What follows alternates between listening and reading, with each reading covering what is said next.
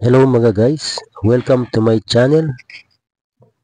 Ayan, meron lang akong i-share sa inyo regarding sa ating mga motor especially yung mga naka-Honda Click Ayan naging kulay gatas yung yung gear oil ko dapat talaga chinecheck natin to palagi itong mga gear oil natin. Pero ako kasi nagka-problema yung gear oil ko dahil ayan, dahil yung inlet na yan, diyan lumalabas yung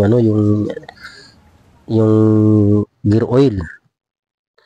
So ang ginawa ko diyan, in-oversize ko, ginawa ko oversize yung na yan, yung na yan, yung inlet na yan, no.